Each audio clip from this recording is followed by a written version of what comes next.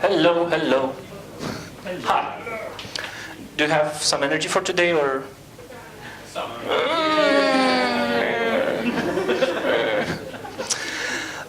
Let's hope that today, together, we'll raise the level of the energy, and also we learn something new and very useful for you, because I did a little bit of research and I understood what kind of things you like and why are you here.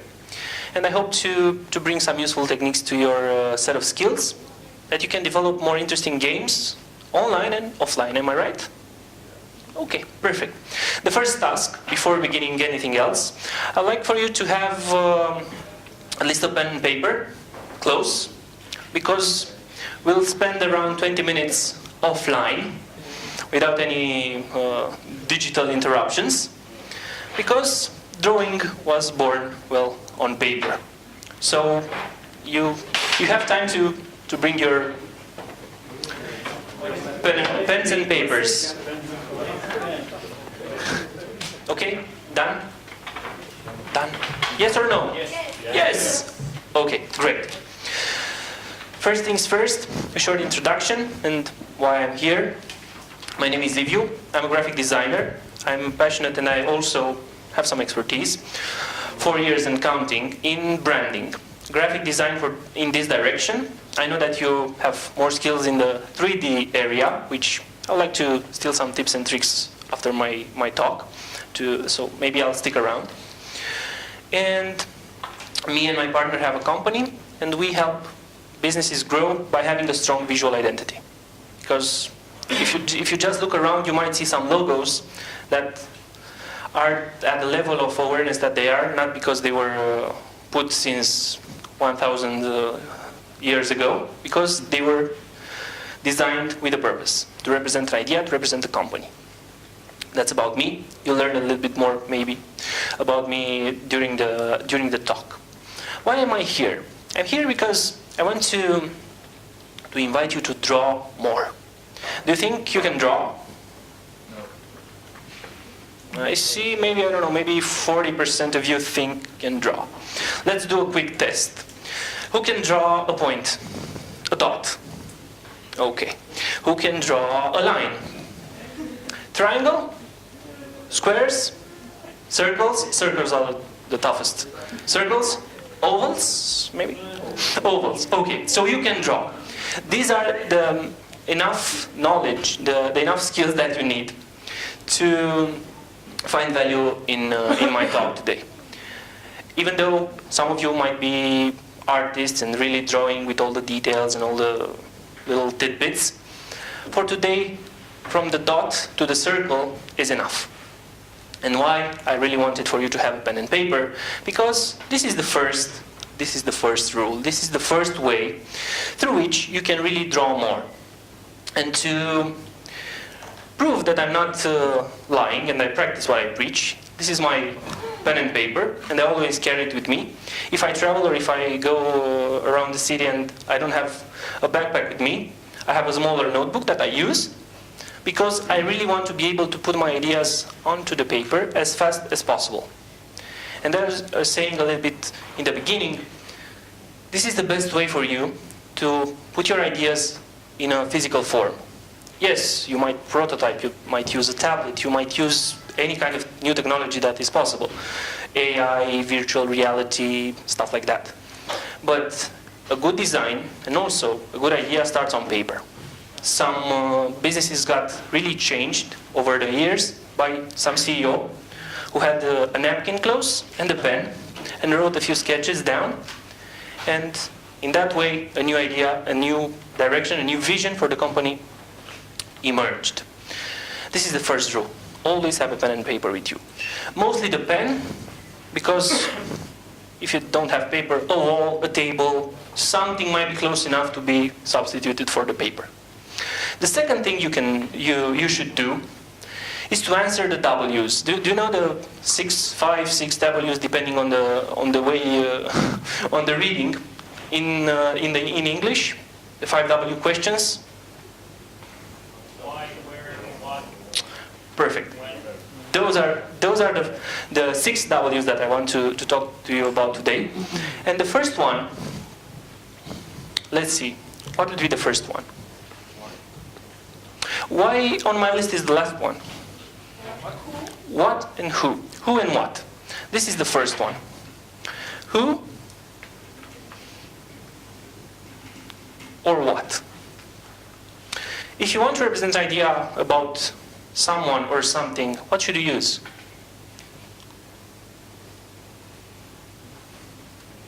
A person? A person, close enough. A portrait. Draw a face or those simple shapes I was talking about. For this to be put, for you to answer at this question of who or what, simply put on paper a portrait. Just put a portrait on paper. Then, one of the second question that you can answer with drawings is how much? How much? And for this one, we can use close enough. What you can do with numbers, with data? Graphs. Draw graphs. This is a simple bar chart, but you can also use any kind of charts. The thing is, when you have an idea, when you have a quantity, you can represent it as a drawing with a graph. The third question is where? Every time I talk about the where question, I think about a movie that you might have seen. I know that earlier I talked with Gabi before the beginning of the event, and that is, I'm gonna give you a hint, The Shire, and there is a map there. If you want to draw a representation that asks, that gives an answer to the where question, and maybe this is a lake here, draw a map. This can be very, very concrete. You have to go from A to B. A few days ago I had to go to the hospital. It was a place I didn't know. But when the person that was giving me the instructions where to arrive, I was literally drawing a map. Even though she was not knowing that, because we were talking on the phone, I was drawing a map while she was saying like front, left again, then in the end, and something like that. It was easier for me to sketch that than writing with bullets, for example. And some Einstein passionates around here, space and time, exactly. And this is the when question, when. For the when question,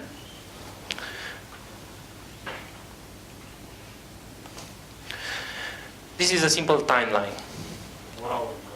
Or an hourglass. That's the representation of the idea of time.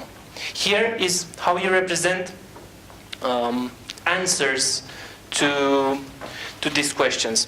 I think I'll answer you a little bit more at your point later in the talk. Getting back to the one question. If you want to represent a process related, imagine this like filters, like on Instagram. It's simpler this way. You have a picture, a story, and you want to extract data. You want to extract meaning from that story. You just have to change filters to find out the relevant information for you. If, for example, if you want to grow your company and you have a project in mind, or you have a game to develop, think of this as project management. Just add times there, 3 months, 6 months, 1 year, depending on how long each stage is going to take, and simply put it on paper. It's easier also for you to understand it and to really make meaning of what you do, but also if you want to explain it to someone else. What would you like to receive on an email? A simple timeline, even photographed as a sketch on on a napkin or a long email with bullets, we have to do this, and this. What would you like to receive? A sketch or an email? Or a long list? For certainty, I understand this. For certainty. Okay, then here comes the fifth question. What would that be? Why? Why is the sixth? I'm going to put it here. How? How? This is not a W necessary, but for this you can use flowcharts to indicate cause and effect. For example, this is a okay. To logic schemes. Logic, yeah. This is programmers, developers. So this is a concept that you might be familiar with. Yes. This is about cause and effect. Okay, we were talking about project management, but how do we get here? We are here. What resources do we have? We have to do this. What do we do if that doesn't work? Find other solutions and so on.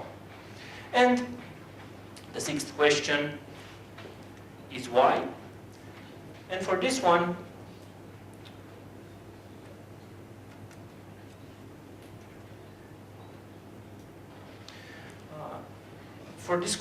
you have to represent correlations. What happened with this amount of data by this amount of time, for example? Of course, graphs can be, again, under any form that you like. But the thing is to put data, once again, in a visual form that can explain your relations. For example, there was I just don't have its name right now. It's a famous TED about visualization of data. Hans Rosling, I think. Have you seen the talk? Yeah. He talks about different events in history that are somehow misinterpreted because they are not known by the data, but by the filter of the press, for example. But if you study the data, you'll be impressed that the reality is completely different. For example, Napoleon's height. Sorry? For example, Napoleon's height. Napoleon's height. Yeah, he wasn't actually short. No, Napoleon's height. I understood Napoleon's style. I was like, Because he what was was always depicted as a small man, but they weren't referring to him as a small man as in stature, but more rather than mindset. See, data is important. So let's do a short recap. Does it make any sense what I put here? This is actually the whole purpose of drawing and visualization. Visual thinking is about thinking with the visual mind, not only with the analytic and data, text. Simply put your ideas on paper in a visual form. Let's move to the third way we can all use to draw. And this one is the squid. It's like the Roman version of the V. You'll understand immediately why. So, this is the squid.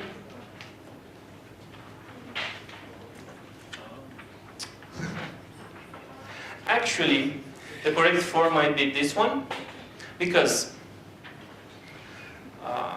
this is an acronym actually. It's not...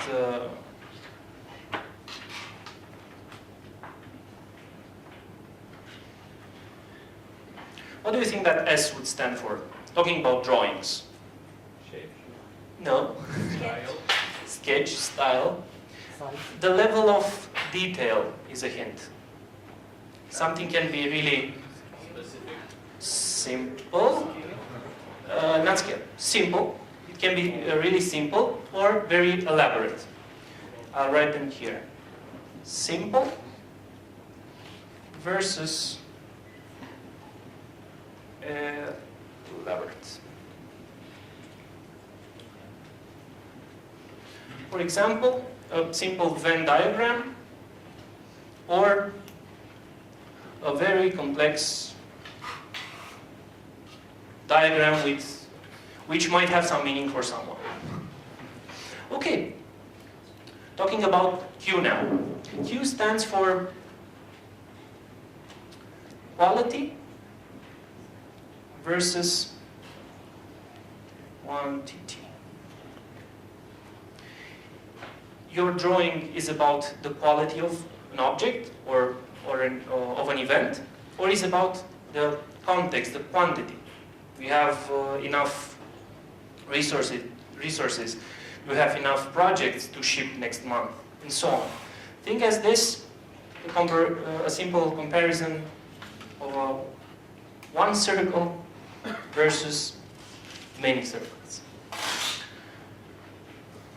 I'll add a little L here. This is an L, and this is a QN for quantity.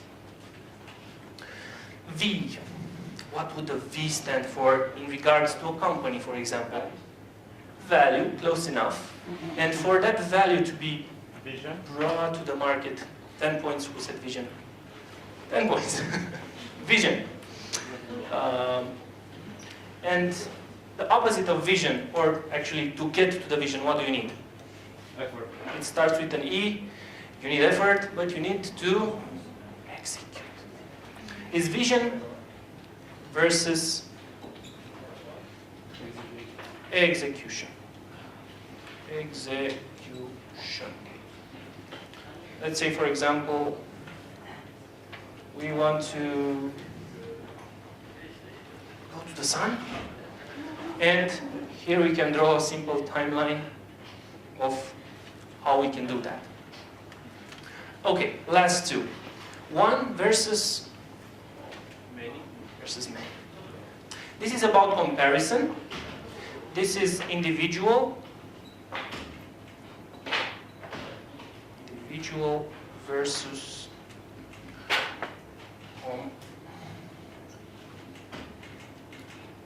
comparison. Do we want to talk about a sole element and we want to draw that idea, we focus on one thing, or we compare it to something else? Do we want to talk about our business, or another scenario?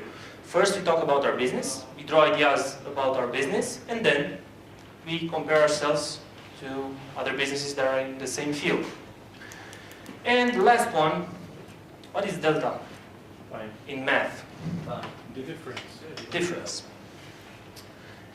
And this is, let's put an equal here, or as is.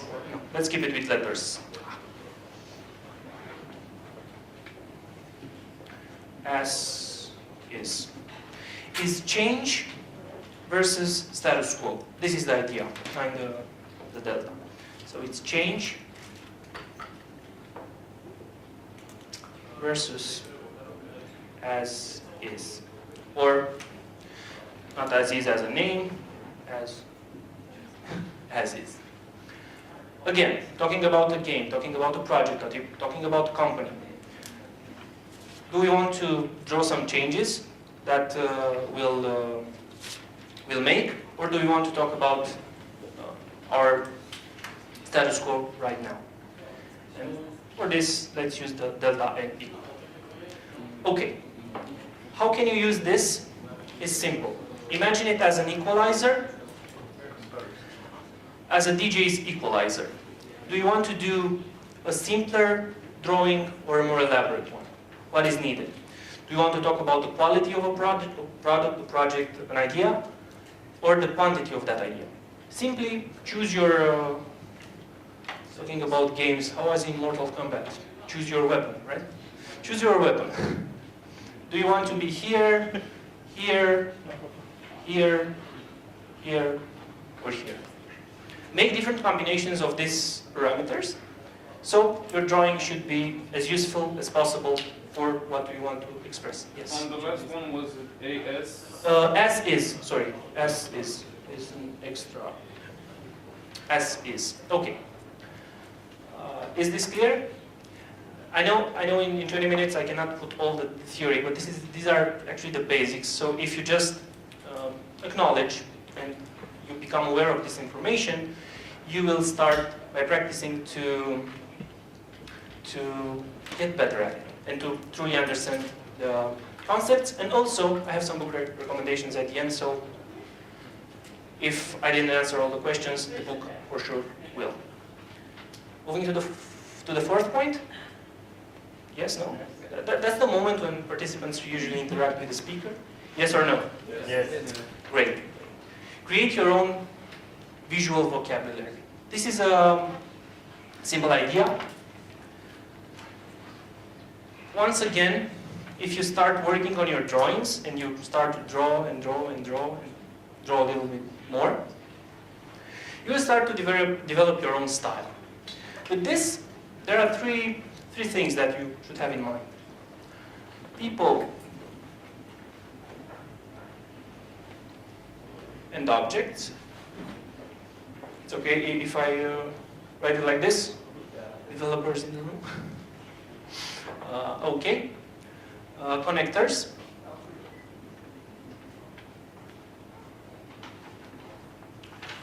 And actions.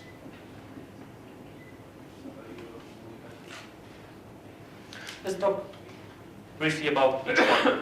People and objects. Everybody has a different style of drawing. Some people like to put it a little bit in 3D. Some people just like it plain simple. Some people like technical drawing. I'm an engineer as an academic background, so yes, I like technical drawing. For example, one quick example here. You might like to draw people like stars. You might like to draw people as stick figures, or this is what I call the blob people. You might like to draw blob people. That's the most accurate for programmers, I think. Again, depends on your style. There's no style better than the other. It's just a style. But the thing is, once you realize you created your own visual vocabulary, that will be the first things you'll use. That will be the first drawing that you'll use. So that's the idea. To create somehow of a habit and a little place in your memory, a drawer, especially for those information. Okay, connectors is about arrows. Here, let's see, something like this. 2 styles enough. Everybody has a different style to draw an arrow. Just choose the one you like best. And the third category is about combining the first two. Either objects interacting with other objects, let's say a broken glass or a ball falling, or an object with a connector. Here, let's say that I want to express the idea of using force. So somehow I draw a hammer and an arrow to indicate the direction, and the meaning, of course, that's the key. You will give the meaning to your drawings. But it's far easier and the information will be memorized much better if you add a small drawing, just those 3 elements, a hammer, an arrow, and a small circle underneath, than simply putting, we must use force. Okay, we must use force. Most probably after a few months, after a year, the chances for that information to be remembered are certainly less. Now that we have a full whiteboard, does the elements connect to each other? Does it seem? Once again, that was my purpose, to give you a little bit of theory, not necessarily to start drawing right now, because I'm sure you'll do it for the next 20-something hours, but just to get your brains in connection with these pieces of information. To understand that you can answer to different questions, the 6 W's, with drawings. To use the squid, not the animal another marine animal, this acronym, and also to slowly create your visual vocabulary. The fifth advice is the most obvious one: just draw. Have your pen and paper, and wherever you are, draw something. Draw the skyline, draw the building you see, draw a logo, draw a new character, draw something that is in front of you, and at least 10, 15 minutes, maybe 30 if you have time, practice every day. The three books that I was talking about are these ones. The first two are translated in Romanian. On the back of the napkin, and Show and Tell a Story from Dan Rome. Actually, this theory is based on the first book. So if you want to get more details about the whole concepts behind this, check out the book. And the third one is a book that I tested. It's a recommendation that I know. You can draw in 30 days. Once again, as a designer, I'm not necessarily going in the art part of drawing, because I'm interested in more geometrical and simpler elements. But with this one, I got some courage, and maybe, who knows, next year, or maybe next 2 years from now, I might join you here in the room drawing some characters. We'll see. And to show you that I practice what I preach, I want to show you our business plan for development for the next 3 years. And it looks like this. It's not a joke. I had to put a drape behind the window so I can take a shot. But the thing is like this. We plan on going to Milano for some master studies and also for knowledge and skills. Then we plan to open 3 offices of our design company, of course in Milan, in New York, and in Bucharest. This is not a joke, this is our plan for 2017-2020. We'll talk, we'll see what's happening. But this is a plan, and it's not a joke, it's in front of me every day, because I have it on the window, I have my desk in front of this window, and for that I work, so wish me luck, I don't know. Thank you. One final slide to thank you and to invite you to send me an email if you have any questions, if you want to chat, or if you want to show me some of your drawings. I'm always open to receiving new information and new work. So, always look for Liviu Vasilescu. Most probably is my Twitter, Facebook. I was the first Liviu Vasilescu to get some of the social media. So I didn't get the Instagram, which I'm really upset about. That's why I don't have an Instagram right now. I'm still working on the name. Thank you very much. I hope that you'll use this information to improve your drawing skills, and not only that, to draw even more in quantity, in terms of quantity. Use your pen and paper and go out there and make the greatest game ever. Thank you.